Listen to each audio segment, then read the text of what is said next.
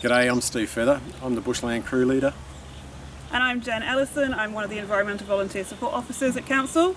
We're coming to you today from Birdsland Reserve, and we would like to acknowledge that we are meeting on Wurundjeri country and would like to pay our respects to elders past, present and emerging. Birdsland Reserve is a 75 hectare reserve. It was originally owned by the Birds family who purchased it in the early 1940s. It was taken over by the Shire of Sherbrooke in 1984 with the aid of Councillor Betty Marsden. Originally the property was farming, so it was cropping, cattle production.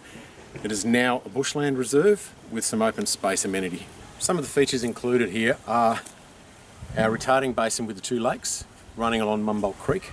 We have a dog beach within the retarding basin so you can run your dogs into the water and have a bit of water fun there with them. Walking back towards the picnic ground from the retarding basin, you have barbecue amenities, toilet amenities and a pavilion which will give you plenty of shade. And there's a nice little nature play area for the kids in there as well.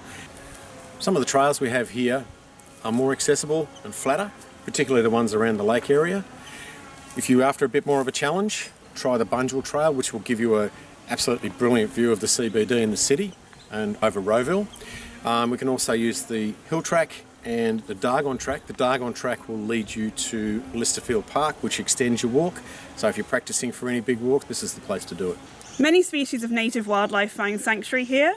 We have a healthy population of mammals, including kangaroos, sugar gliders and echidnas, and we have over 130 native bird species, including water birds, the delicate fairy wren, powerful owls and wedge-tailed eagles. Other common animals you might find here are skinks, blue-tongued lizards, frogs and the occasional snake. The reserve is also home to one of the few remaining urban platypus populations that live here in Mumboldt Creek. Platypus numbers are in decline, so it's more important than ever to keep our waterways healthy. Simple ways you can do that are by never littering, cleaning up after your dog and practicing safe fishing techniques. What we're looking at right now is a tree planting that the National Tree Planting Day people did. 150 people planted about 600 plants here. This is now just over a year old. We have messmates, silver wattles, we have black wattles, a lower story with juncus, carax and numerous poas. And as you can see, it's doing very, very well. There's also an environmental education centre here which can be booked out by community groups or private groups. And we also have Southern Dandenong's Community Nursery where you can pick up local Indigenous plants. I'm here in the community garden, which is looked after by both Council and the Nature Play project. Here we have a fantastic example of an insect hotel which was created by Southern Dandenong's Landcare Group. Now native bees are quite different from honeybees, as honeybees like a hive, whereas native bees are individual and solitary creatures, so they just prefer to nest in these cylindrical tubes here.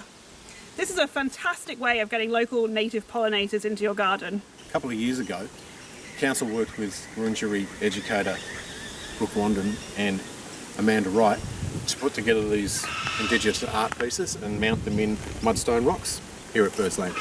The dot paintings of the water rat, platypus and duck tells a story of how the platypus was made. Art and story is used as a way for Indigenous and non-Indigenous people to develop a deeper connection with local creeks, plants, animals and to enhance their sense of place.